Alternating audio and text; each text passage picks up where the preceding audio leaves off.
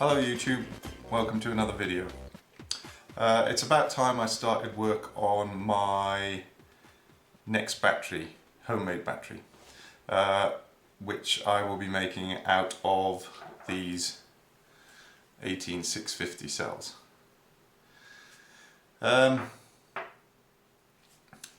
My current battery that I've got, and if you haven't seen that already, please check out my previous videos, is made up of big packs like this. This is made up of actually 2700 cells. I haven't got a 18650 base one lying around that I can access easily, so but they basically look like this. They've just got a few extra cells in them. There's 80 cells in each of these packs, and I need 14 of them to make a 48 volt battery to connect up to the rest of my system. Now, I like this design because it's very compact, but it does have a couple of problems. The first of which is that each of these packs, as I said, takes 80 cells. So that means I've got to do 160 solders to build each pack, but also that once I've completed a pack, I can't use it until I've got the other 14, or until I've got 14 altogether. So it means that it will sit around for a long time not being used until I manage to get all 14 of them made up. So that means it takes a long time before I can bring them into service. And it also means I need to have 80 cells times 14, which is 1120 cells all ready to go if I want to build the packs quickly. So the other problem with this, and again check out one of my previous videos where I had a pack like this that had degraded a bit quicker than the others, so was losing its capacity, and in order to fix that I needed to swap out some of the bad cells with slightly better ones. The trouble with these packs is in order to do that you have to prise apart these plastic things, and in order to do that you have to basically break all the fuse wires on the top and cut the cable ties, and that's the only way to do it, so it's a bit of a faff. So what I wanted to do was to deal with both of these problems by having a pack that's half the size, but that also will allow me to add a few extra cells easily if I need to bolster the pack up at a later date. So what I thought I would do is use 40 cells instead of 80, and then that means that I will only need 560 18650s in order to complete my 14S pack, which means I can get it into service much quicker. And then what I can do is I can build another 14S pack out of 40 cell blocks, overall I'll have the same as if I had 14 80 cell packs. It's just I'll be able to do it in 2 stages, and so get at least half of them into operation quicker. So my plan is to use these cell holders like I did before, and fill them up with 40 18650s, which at about 2 each should give me about 80 amp hours. They're about 2 amp hours each, so that'd be about 80 amp hours. And then in order to tackle the problem of being able to bolster up the pack if it gets weak, what I thought we'd do is imagine that's full of 40 18650s. It will be mounted against the wall sort of in this fashion, with the positive bus bar going up here and the negative one on this side, and then I'll take one of these 18650 holders and hot glue it onto the side of the pack like that.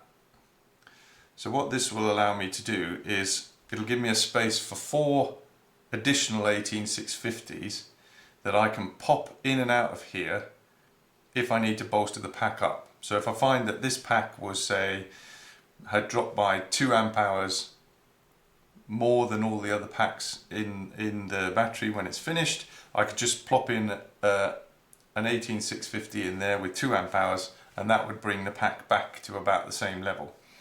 So I think this is a good solution to both of those problems. And like I say, I will create one of these, and then once I've got the full pack in service, I'll do another set, and I'll put those on this side and join the bus bars together to turn it into one big 80 cell pack. The other change I'm going to do differently as well is that on my other packs like this, you'll see that the positive bus bar is at one end and the negative is at the opposite end. But for this new pack, I'm going to have both the bus bars coming up at the same end. And then what I can do is I can have the pack here, and the next one will be next to it there, and I can just join the negative and positive together to put them in series. And I think that will be a neater solution. So that's the plan for that one. However, I've also got a lot of these 2700 cells from Dyson batteries. Now these are a bit too big to, see, they're slightly taller than an 18650, and they don't fit in these cell holders. They're too big. So I managed to find these smaller ones that do allow you to put these ones in, so I can use them because I have got a lot of these, and they're quite high capacity, so I want to make use of them. And you can join these together to make a block like this.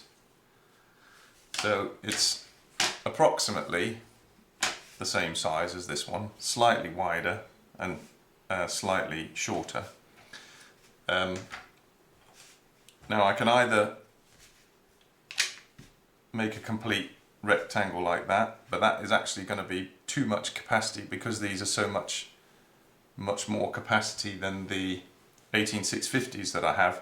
I won't need that many, but I could make it that nice shape and then just leave a few blank in the middle, but that's kind of wasting one of these. So what I thought I might do is do it like this, and then maybe cut this end one off with just with a sharp knife, and then I can make the pack up from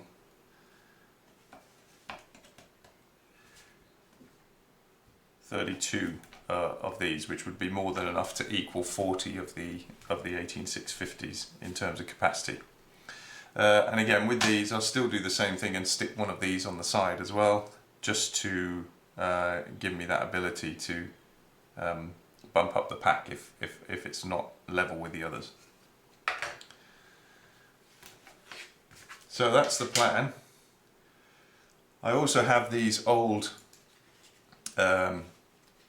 20 cell packs that I built some time back. I've got 14 of them already, but they're just sitting around not being used.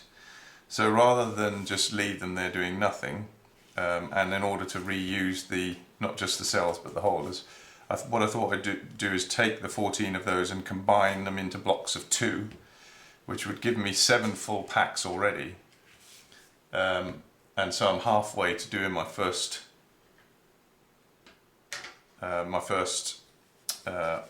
full 14S battery, and then so I'd combine them together and they would effectively make up one of these 40 cell blocks that I want to make.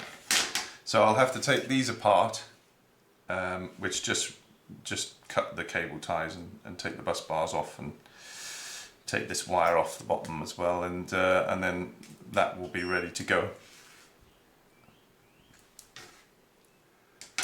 So that's it really. It's time to get started. one of the first things I'm going to have to do is create a jig to make up the bus bars.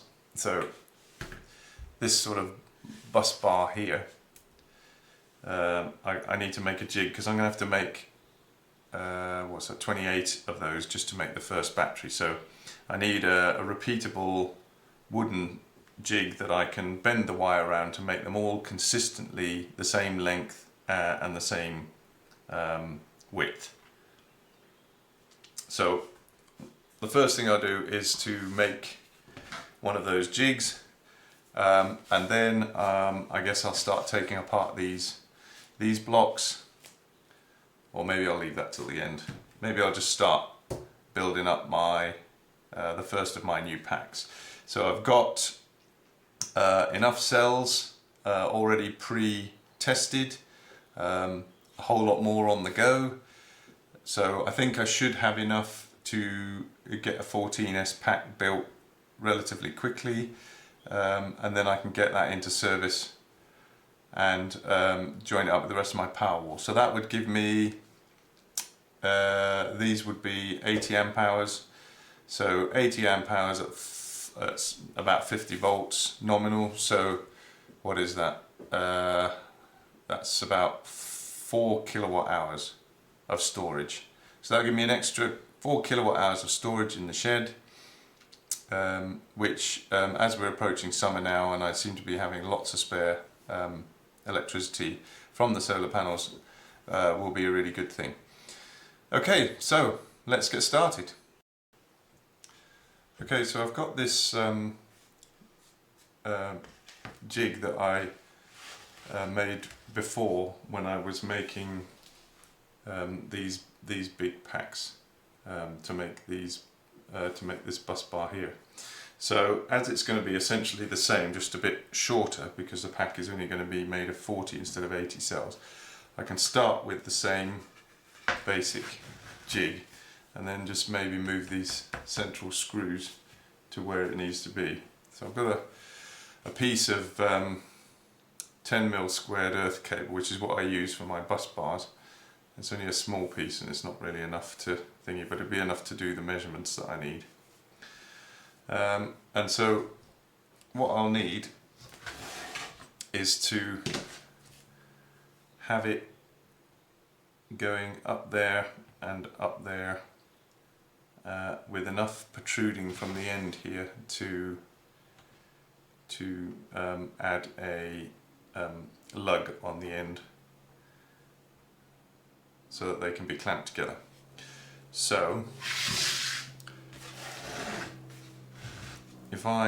normally I would start with it in the middle and then bend it up, but as this isn't long enough for now, I'll just start it sort of partly through there and do it on one side. So I would bend that round like this and bend this one round like this. Okay, so now pull that out. You can see that would then sit on there like that. Obviously this would go all the way up to there as well if it was a full length piece of cable. So really I want to have the next bend right here at the end, about there.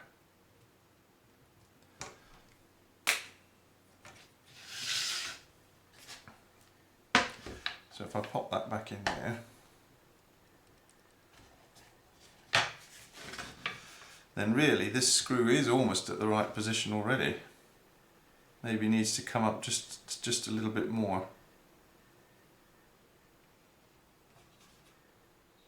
Yeah, probably about 5mm more. Let's just try bending it where it is, just to see if it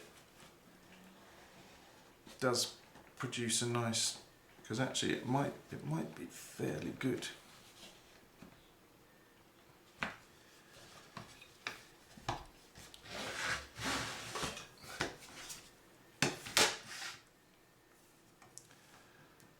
So it's not bad actually.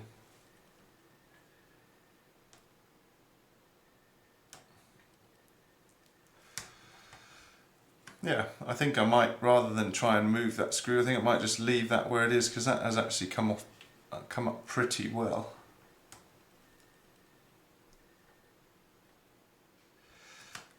So then I just need to bend it back the other way, and in order to do that I need a couple of extra screws in here like I've got at this end, so that once it's bent round like that,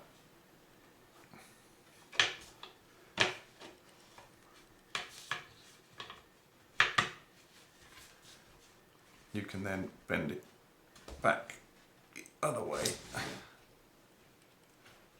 like that, and that should then make the part that sticks out to join with the one on the other side. And then really I just need to figure out how much of a protrusion I want from the end of the battery here, and then cut that off and make a mark on the jig at the length where that needs to be cut off, and then that will make it a lot easier to make sure they're all exactly the same, so that when they're stacked side by side all the lugs will line up and it'll be easy to just put a bolt through them and tie them together. So I would say, as they're going to sit fairly close together, it probably doesn't need to be much more than about half this length. So to give enough to go into the lug as well, somewhere maybe around here. It's not an exact science, so I think that will probably do. What I'll probably do is build a first test pack and try it out, and if it seems like it's about right, then I'll just carry on with that, and if it's not quite right, I'll just make a slight adjustment to the jig before I make the other 27 of them. Okay, in order to work out how much wire I'm going to need to buy, then I need to straighten this out now and measure between this line and this halfway line. So let's just straighten this back out again.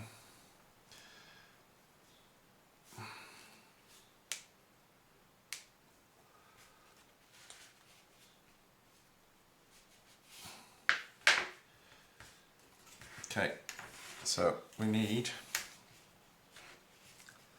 about, well, that's about 28.5 centimeters. Times 2 is, what's that, 36, 37, no, 57. So we need about 57 centimeters for each bus bar, and there's 2 bus bars per pack, so that is 114 centimeters per pack, and then we need 14 packs, so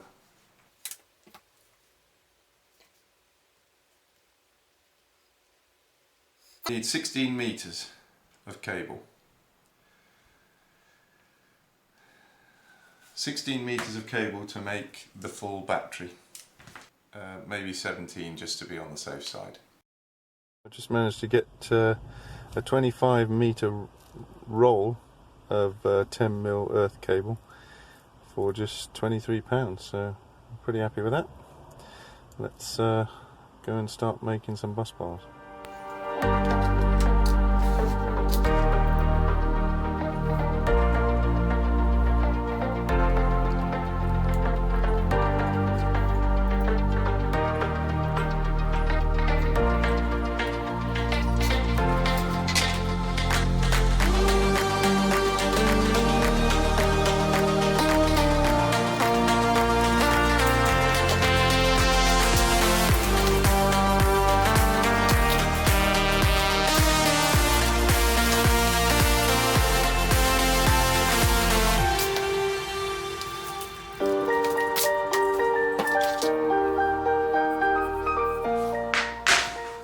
to find the middle, or at least approximately the middle. So that'll be about 30 centimetres in, so it's about there.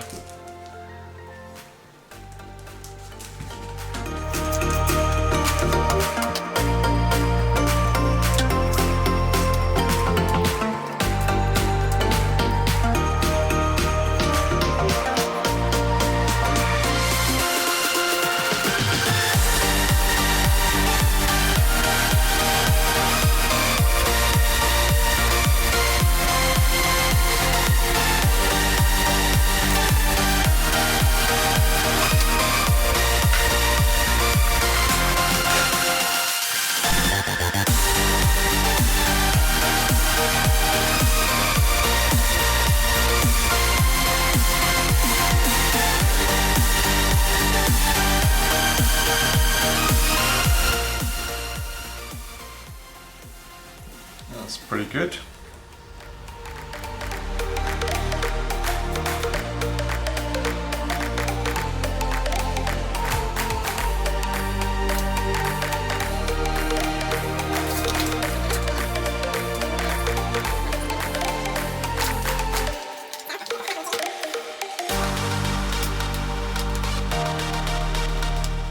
And you can put a mark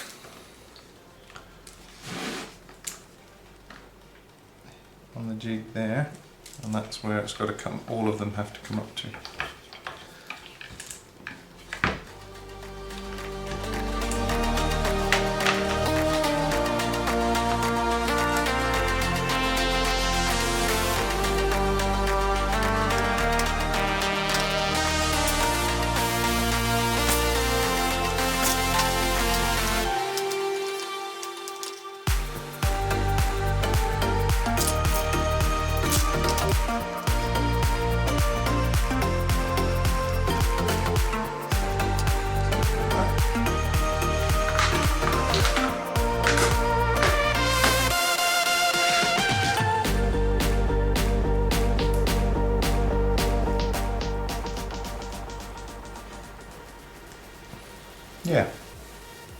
Yeah, it's pretty good.